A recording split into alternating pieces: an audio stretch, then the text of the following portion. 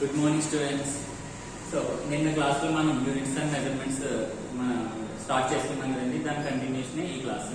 So నేను ఎక్కడి వరకు చెప్పుకున్నాం అంటే అసలు మనం ఫిజికల్ క్వాంటిటీ అంటే ఏంటి, నెక్స్ట్ ఈ ఫిజికల్ క్వాంటిటీస్ని ఎన్ని టైప్స్గా క్లాసిఫై చేస్తారు, నెక్స్ట్ ఈ ఫిజికల్ క్వాంటిటీస్కి యూనిట్స్ ఏంటి, ఇవన్నీ కూడా మనం చెప్పుకున్నాం అంతే కదండి. అసలు ఫిజికల్ క్వాంటిటీ అంటే ఏంటి? The quantity which is measurable, those are called physical quantities. This physical quantity can be classified into two types. One is fundamental physical quantity and second one is derived physical quantity. అంతే కదండి. Fundamental physical quantities మనకి 7 ఉన్నాయి. ఏంటి? Length, mass, time, electric current, amount of substance. Next వచ్చేసి మనకి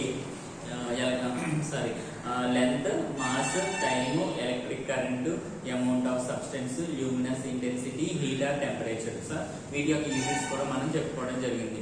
next వచ్చేసి derived physical quantities. అంటే ఈ ఫండమెంటల్ ఫిజికల్ క్వాంటిటీస్ ని యూజ్ చేసి వేరే ఫిజికల్ క్వాంటిటీ డిరైవ్ చేస్తే వాటిని మనం ఏమన్నామంటే డెరైవ్డ్ ఫిజికల్ క్వాంటిటీస్ అన్నాం. వాటికి ఎగ్జాంపుల్స్ ఏం చెప్పుకున్నాం? Speed, distance by time. అక్కడ డిస్టెన్స్, టైం అనేవి ఏంటంటే అది ఫండమెంటల్ ఫిజికల్ క్వాంటిటీ. సో వాటిని యూజ్ చేసుకుని మనం తయారు చేసినప్పుడు దాన్ని ఏమంటామంటే డిరైవ్డ్ ఫిజికల్ క్వాంటిటీ. అలాగే వాల్యూమ్, ఏరియా, డెన్సిటీ ఇవన్నీ కూడా మనం డెరైవ్డ్ ఫిజికల్ క్వాంటిటీస్ కి ఎగ్జాంపుల్ గా చెప్పుకున్నాం. Next units. అంటే క్వాంటిటీస్ ని మెజర్ చేయడానికి యూజ్ అయ్యే వాటిని మనం ఏమంటామంటే యూనిట్స్ అంటాం. సో వీటిని కూడా 2 టైప్స్ గా డిరైవ్ చేశారు. ఏంటంటే fundamental units, derived units. The units which are the fundamental physical quantities having units, those are called fundamental units. అంటే ఫండమెంటల్ ఫిజికల్ క్వాంటిటీస్ కొన్ని యూనిట్స్ ఏమంటామంటే ఫండమెంటల్ యూనిట్స్ అంటాం. అలాగే డిరైవ్డ్ ఫిజికల్ క్వాంటిటీస్ మెజర్ చేసే units ఏమంటామంటే derived units అంటాం. అలాగే supplementary physical quantities కూడా చెప్పుకున్నాం. అవి ఏంటంటే plane angle and solid angle. Plane angle యొక్క యూనిట్స్ ఏంటంటే రేడియన్, అలాగే సాలిడ్ యాంగిల్ యొక్క యూనిట్స్ ఏంటంటే స్టెరేడియన్. నేను ఇక్కడ వరకు మనం చెప్పుకోవడం జరిగింది. సో ఈ రోజు క్లాస్లో మనం లెంత్ ని, మాస్ ని, టైం ని ఏ విధంగా మెజర్ చేస్తారు, వాటి యొక్క బేసిక్స్ అనేవి ఎక్కడి నుంచి తీసుకున్నారు అనేది ఒకసారి చూద్దాం. Measurement of length first.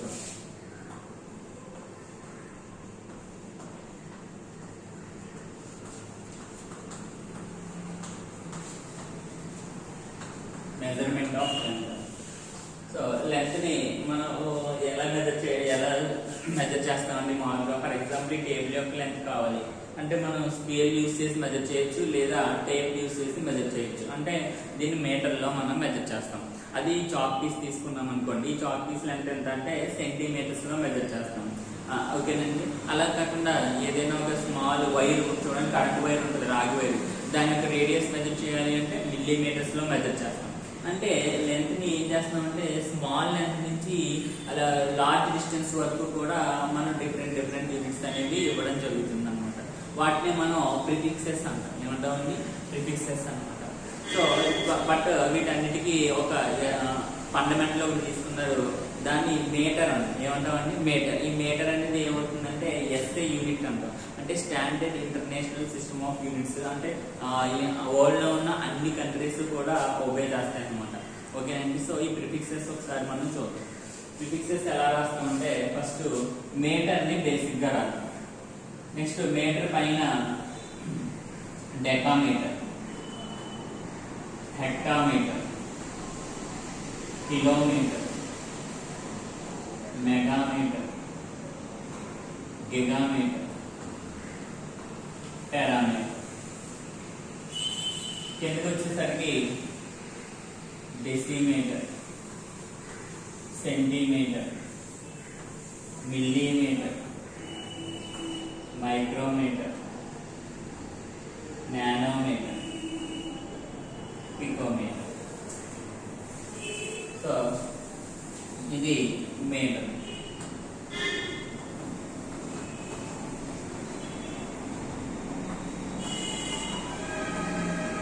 ఓకేనండి. సో ఇప్పుడు ఈ మీటర్ అనేది ఒక డెకామీటర్ కి ఎన్ని మీటర్స్ అంటే 10⁻1 మీటర్స్.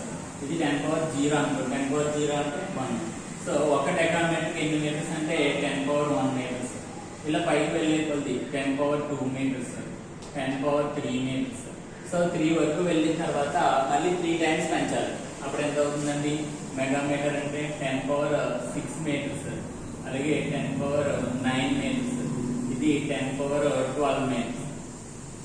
నెక్స్ట్ కిందకి వచ్చేసరికి డెసిమీటర్ అంటే ఎన్ని మీటర్స్ అవుతుందంటే 10⁻⁻1 మీటర్, 10⁻⁻2 మీటర్, 10⁻⁻3 మీటర్. 3 తర్వాత మళ్ళీ 3 పెంచాలి.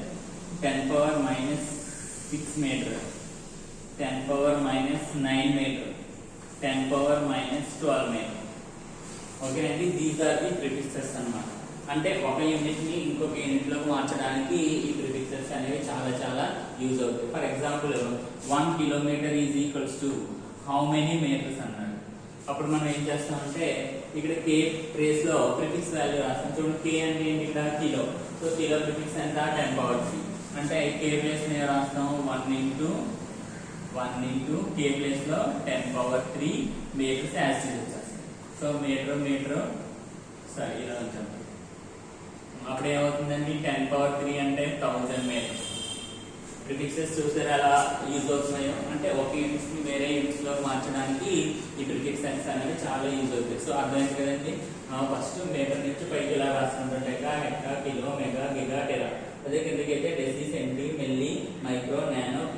ఓకేనండి. So these are the prefixes అన్నమాట. ఓకేనా. నెక్స్ట్ మరి స్మాలర్ డిస్టెన్సెస్ మెజర్ చేయడానికి ఏం వాడతాం అంటే మనం మిల్లీమీటర్స్ వాడతాము. అలాగే లార్జ్ డిస్టెన్స్ మెజర్ చేయడానికి మనం ఏం వాడతాం అంటే కిలోమీటర్స్ వాడతాము. కానీ ఇంకా లార్జ్ డిస్టెన్స్ ఉంటాయండి. అంటే ప్లానెట్స్ కి సన్ కి మధ్య డిస్టెన్స్ ఉందనుకోండి, అది ఇంకా ఎక్కువ. అంటే వాటిని యూజ్ చేయడానికి, వాటిని మెజర్ చేయడానికి ఏం వాడతారంటే ఆస్ట్రోనామికల్ యూనిట్స్ అని చెప్పేసి ఏయో అంటారు. ఆస్ట్రోనామికల్ యూనిట్స్ అంటారు, దీన్ని వాడతారు. అలాగే ఇంకా లార్జ్ డిస్టెన్స్ అంటే స్టార్స్ కి మధ్య డిస్టెన్స్ మెజర్ చేయడానికి 1 లైట్ ఇయర్ అనేది కూడా వాడుతుంటారు అన్నమాట. సో ఇవన్నీ కూడా లైట్ ఇయర్ అంటే ఏంటంటే లైట్ అనేది ఒక సంవత్సర కాలంలో ట్రావెల్ చేయడానికి ఎంత డిస్టెన్స్ అయితే తీసుకుంటుందో దాన్ని 1 లైట్ ఇయర్ అని అంటారు. ఓకేనండి. సో ఇవి కూడా ఏంటంటే డిస్టెన్సెస్ మెజర్ చేయడానికి వాడతారు. అలాగే నెక్స్ట్ వచ్చేసి బాగా స్మాల్ యూనిట్స్ అంటే ఫర్ ఎగ్జాంపుల్ న్యూక్లియస్ ఉందనుకోండి. ఆ న్యూక్లియస్ మన కంటికి కనిపించదు, అసలు చాలా చాలా చిన్నది ఉంటుంది. దాని యొక్క రేడియస్ ని మెజర్ చేయడానికి యూనిట్స్ ఏం వాడతారంటే ఫెర్మి వాడతారు. ఏం వాడతారండి? ఫెర్మి అంటే ఏంటంటే 1 fermi is equals to 10⁻⁻15 metres అండి. చూడండి, -15 అంటే 0.0000 అలా 14 జీరోస్ తర్వాత 1 వస్తుంది. అంటే చూడండి ఎంత స్మాల్. అలాంటి యూనిట్స్ మెజర్ చేయడానికి ఏం వాడతారంటే మనకి ఫెర్మి అనే ఒక యూనిట్ ని వాడతారు. అలాగే నానో, మైక్రో, పికో. సో వీటిని కూడా వాడతారు అన్నమాట. ఇది మెజర్మెంట్ ఆఫ్ లెంత్. నెక్స్ట్ వచ్చేసి మెజర్మెంట్ ఆఫ్ మాస్.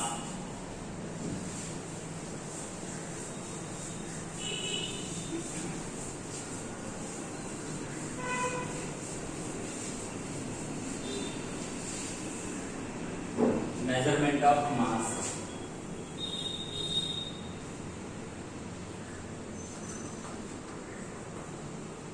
మాస్ ఏ విధంగా మెజర్ చేస్తామండి అంటే తెలుసు కదండి మనకి. ఇది ఉంటుంది కామన్ బ్యాలెన్స్. సో ఇలా ఉంటుంది కామన్ బ్యాలెన్స్. ఈ ప్లేట్ లో వెయిట్ చేస్తారు, ఈ ప్లేట్ లో మనకి కావాల్సింది చేస్తారు. ఇక్కడ ఏం చేస్తారంటే ఇలా పట్టుకుని బ్యాలెన్స్ చేస్తారు. దాన్ని ఫస్ట్ ప్రీవియస్ గా వాడేవారు, దాన్ని కామన్ బ్యాలెన్స్ అంటారు. ఆ తర్వాత నవ్వే డేస్ లో ఎలక్ట్రికల్ బ్యాలెన్స్ కూడా వచ్చేసింది. అంటే దాన్ని కరెంట్ ప్లగ్ లో పెట్టేసి పెడితే దాని మీద మనం వెయిట్ పెట్టినప్పుడు అది మనకి డిజిటల్ నెంబర్స్ లో మనకి దాని యొక్క వెయిట్ అనేది నెంబర్స్ రూపంలో మనకి చెప్పేస్తుంది. ఓకేనా. నవ్వే డేస్ లో ఎలక్ట్రికల్ బ్యాలెన్స్ అనేది వాడుతున్నారు. నెక్స్ట్ బంగారం ఇలాంటి వాటిని కొలవడానికి సింపుల్ బ్యాలెన్స్ ని వాడతారు. ఫిజికల్ బ్యాలెన్స్ ని వాడతారు. చూసారు లేదా బంగారు కొట్టు గట్ట. ఇప్పుడైతే ఎలక్ట్రికల్ బ్యాలెన్స్ వాడతారు. ప్రీవియస్ డేస్ లో ఏం వాడేవారంటే ఫిజికల్ బ్యాలెన్స్. అది మనం ఏం చేస్తాం, మనం ప్రాక్టికల్ కూడా చేస్తామండి సెకండ్ ఇయర్ లో. ఓకేనండి. So these are the measurement of mass. SI unit of measurement of mass is KG. కేజీలో మనం మెజర్ చేస్తాం. అలాగే బాగా స్మాల్ యూనిట్స్ అయితే గ్రామ్స్ లో మెజర్ చేస్తాం. ఓకేనండి. అలాగే పెద్ద యూనిట్స్ ఫర్ ఎగ్జాంపుల్ 100 kgs ని ఏమంటామంటే ఒక క్వింటాల్ అంటాం. అలాగే 1000 kgs ని ఏమంటామంటే 1 మెట్రిక్ టన్ అంటాం. 1 మెట్రిక్ టన్. ఈ టన్ మీరు వింటానే ఉంటారు.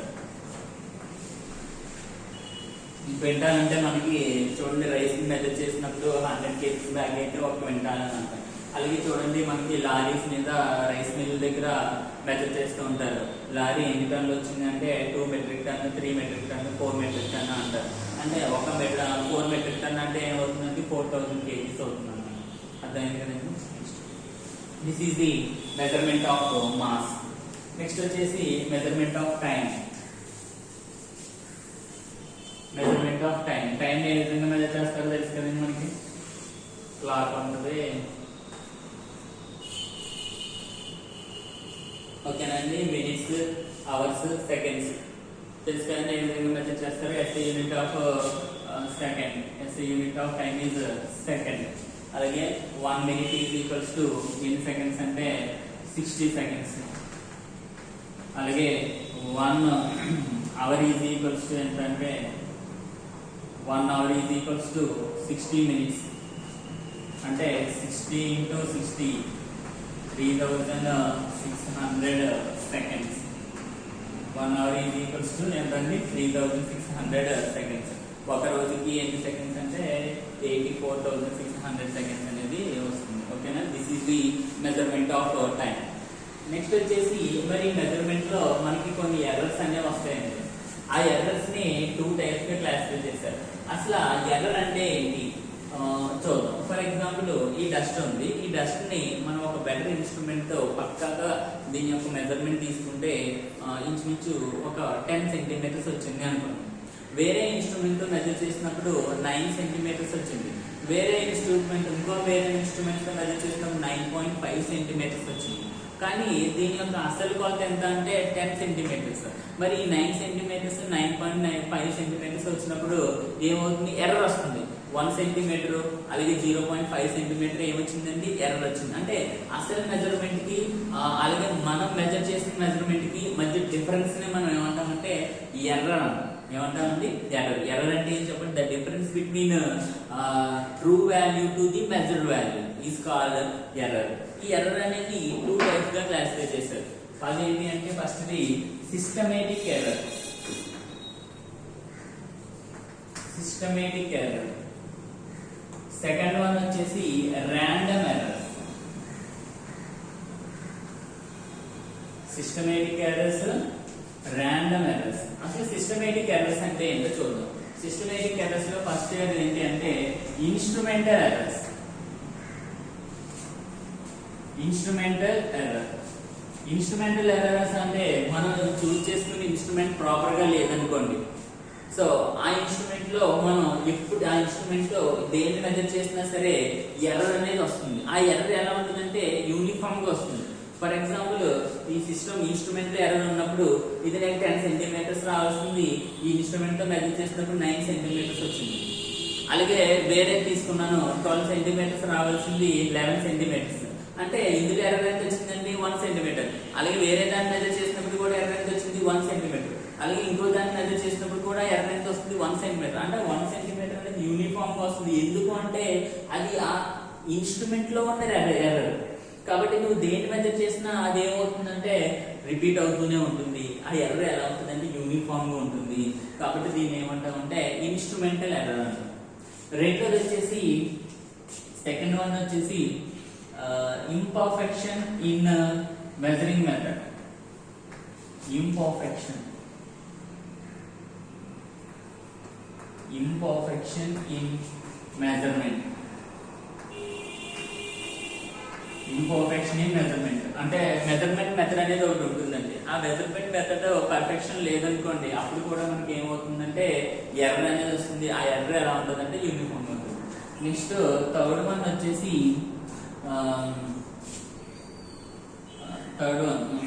Imperfection in measuring methods. ఇప్పుడు మినిమైజేషన్ ఆఫ్ ఎర్రర్స్ చూడాలి. మినిమైజేషన్ ఆఫ్ ఎర్రర్ అంటే బెటర్ ఇన్స్ట్రుమెంట్ ని మనం చూస్ చేసుకోగలిగితే కనుక ఈ ఇన్స్ట్రుమెంట్ ఎర్రర్స్ ని మనం మినిమైజ్ చేయొచ్చు. అలాగే పర్ఫెక్ట్ మెజర్మెంట్ మెథడ్ ని మనం ఫాలో అవుతే కనుక ఈ ఇంపర్ఫెక్షన్ ఇన్ మెజర్మెంట్ ఎర్రర్స్ ని కూడా మనం ఏం చేయొచ్చు అంటే మినిమైజ్ చేయొచ్చు. ఓకేనా. Next random errors. ఈ ర్యాండమ్ ఎర్రర్స్ ఏంటి అంటే ర్యాండమ్ రీజన్స్ వల్ల వస్తుంది. ఫర్ ఎగ్జాంపుల్ మనం ఇక్కడ ఎయిర్ రాకుండా ఎక్స్పెరిమెంట్ అనేది చేయాలి. కానీ మనం ఎలాంటి ప్రికాషన్స్ తీసుకోకుండా ఇక్కడ ఎక్స్పెరిమెంట్ చేసేస్తే ఏమవుతుంది? ఎయిర్ వచ్చేస్తుంది. ఎక్స్పెరిమెంట్ ఏమవుతుందంటే రిజల్ట్ అనేది పర్ఫెక్ట్ గా రాదు, ఎర్రర్ వచ్చేస్తుంది. అంటే డిఫరెంట్ రీజన్స్ వల్ల, ర్యాండమ్ రీజన్స్ వల్ల లేదా ఇంప్రెడిక్టబుల్ రీజన్స్ వల్ల ఎర్రర్స్ క్రియేట్ అయితే అలాంటి ఎర్రర్స్ ఏమంటామంటే random errors.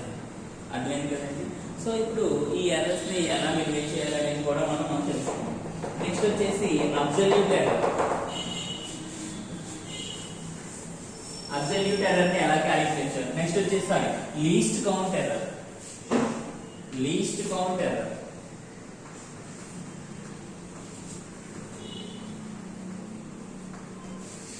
Least count error అంటే ఏంటో చూద్దాం. ప్రతి ఇన్స్ట్రుమెంట్ కి కూడా లీస్ట్ కౌంట్ అనేది ఒకటి ఉంటుందండి. దాన్నే లీస్ట్ కౌంట్ అంట. ఆ లీస్ట్ కౌంట్ అంటే ఏంటంటే ఫర్ ఎగ్జాంపుల్ స్కేల్ ఉంది. స్కేల్ తో కొలవగలిగే అతి తక్కువ కొలత ఎంతండి 1 millimeter. So 1 millimeter is the least count of normal scale. అంతే కదండి. అలాగే వెర్నియర్ కాలిపర్స్ ఉంది. వెర్నియర్ కాలిపర్స్ తో కొలవగలిగే అతి తక్కువ కొలత ఏంటంటే 0.1 centimeter. Sorry 0.1 millimeter. That is the least count of vernier calliper. Screw gauge తీసుకున్నాం అనుకోండి, దాంతో మెజర్ చేయగలిగే అతి తక్కువ కొలత ఏంటి అంటే 0.01 millimeter. That is the least count of screw gauge. అంటే ఏదైనా ఒక ఇన్స్ట్రుమెంట్ తో మెజర్ చేయగల స్మాలెస్ట్ వాల్యూనే మనం ఏమంటామంటే ఆ ఇన్స్ట్రుమెంట్ యొక్క లీస్ట్ కౌంట్ అంటాం. ఈ లీస్ట్ కౌంట్ లో ఎర్రర్స్ ఉంటే దాన్ని అప్పుడు మెజర్మెంట్ లో కూడా ఎర్రర్స్ వస్తాయి. దాన్ని ఏమంటామంటే లీస్ట్ కౌంట్ ఎర్రర్స్ అంటాం. మరి లీస్ట్ కౌంట్ ఎర్రర్స్ ని ఎలా మినిమైజ్ చేయాలి అంటే ఏదైనా ఒక ఎక్స్పెరిమెంట్ ని ఒకసారి పెర్ఫామ్ చేయడం కంటే 4-5 సార్లు పెర్ఫామ్ చేసి దానిలో యావరేజ్ వాల్యూ తీసుకుంటే ఈ లీస్ట్ కౌంట్ ఎర్రర్స్ అనేది మనం ఏం చేయొచ్చు అంటే మినిమైజ్ చేయొచ్చు. ఫర్ ఎగ్జాంపుల్ ఏదైనా ఒక ఎక్స్పెరిమెంట్ ని ఒకసారి A1 టైం మెజర్ చేశాను, అలాగే A2 time, A3 time, A4 time, ఇలా AN టైమ్స్ మెజర్ చేశాను. అంటే ఫస్ట్ టైం మెజర్ చేసినప్పుడు A1, A2, A3 అలా n టైమ్స్ మెజర్ చేశాను. వాటికి నేమ్స్ పెట్టుకున్నాను. ఇప్పుడు నాకు లీస్ట్ కౌంట్ ఎర్రర్ కావాలి అంటే ఏం చేయాలి అంటే దీనికి యావరేజ్ తీసుకోవాలి. ఏ మీన్ తీసుకుంటే ఏమవుతుంది A1 plus A2 plus A3 plus and so on plus AN by n. ఓకేనండి. ఇప్పుడు ఈ ఫస్ట్ ఎర్రర్ ని మినిమైజ్ చేయాలి అంటే నేను ఏం చేస్తానంటే ఇది ఏమవుతుందంటే లీస్ట్ కౌంట్ ఎర్రర్ మినిమైజ్ చేయడం.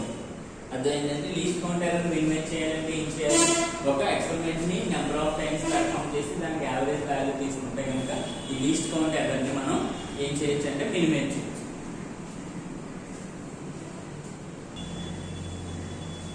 ఓకేనండి. Next absolute error.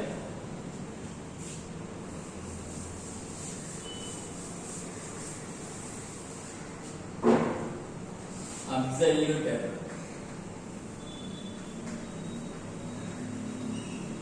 Absolute error అంటే ఏంటంటే ఈ మీన్ వాల్యూ నుంచి మీన్ వాల్యూ నుంచి ఆ వాల్యూ తీసేస్తే మనకు వస్తుందంటే అబ్సల్యూట్ ఎర్రర్ వస్తుంది. అంటే అబ్సల్యూట్ ఎర్రర్ ఫర్ ఎగ్జాంపుల్ ఒక ఎక్స్పెరిమెంట్ ని నేను ఒక n టైమ్స్ పెర్ఫామ్ చేశాను. అంటే A1, A2, A3 and so on AN అనే రిజల్ట్స్ వచ్చాయి. ఫస్ట్ టైం పెర్ఫామ్ చేసినప్పుడు A1 వచ్చిన రిజల్ట్, సెకండ్ టైం పెర్ఫామ్ చేసినప్పుడు A2, third time A3 and so on AN వచ్చింది. ఇప్పుడు నాకు లీస్ట్ కౌంట్ ఎర్రర్ యాడ్ చేస్తే ఏమొస్తుందండి, A mean is equals to A1 plus A2 plus A3 plus and so on plus AN by by n. This is the least count error. నాకు ఇప్పుడు absolute error of first measurement కావాలి. దాన్ని దేంతో indicate చేస్తామంటే absolute error ని delta A తో indicate చేస్తాం. So first measurement కాబట్టి delta A1 is equals to అంటే absolute error for first measurement is equals to A mean minus A1 ఏమవుతుందండి, A మీన్ మైనస్ A1 అలాగే సెకండ్ దానికి కావాలి డెల్టా A2, అప్పుడు ఏమవుతుందంటే A mean minus A2 and so on delta AN is equals to A mean minus AN. ఇది ఒక్కొక్కసారి ఇవి ఎలా వస్తాయంటే either పాజిటివ్ రావచ్చు ఆర్ నెగిటివ్ రావచ్చు. కానీ మనం తీసుకునే ఎప్పుడూ కూడా డెట్ తీసుకుంటాం కాబట్టి ఆల్వేస్ పాజిటివ్. అబ్సల్యూట్ ఎర్రర్ అనేది ఏమవుతుందంటే ఆల్వేస్ పాజిటివ్. ఎందుకంటే ఇక్కడ మనం ఏం తీసుకుంటామంటే డెట్ తీసుకుంటాం. ఓకేనండి. This is the absolute error. Next వచ్చేసి రిలేటివ్ ఎర్రర్. ఏంటంటే next relative error. Relative error ని ఎలా మెజర్ చేస్తాం అంటే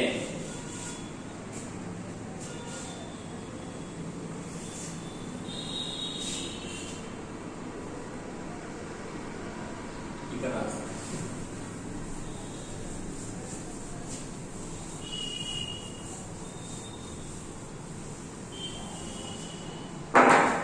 రిలేటివ్ ఎర్రర్. రిలేటివ్ ఎర్రర్ అంటే ఏంటంటే the ratio of mean absolute error to the mean error. ఏంటండి రేషియో ఆఫ్ మీన్ అబ్సల్యూట్ అంటే delta A mean to the A mean.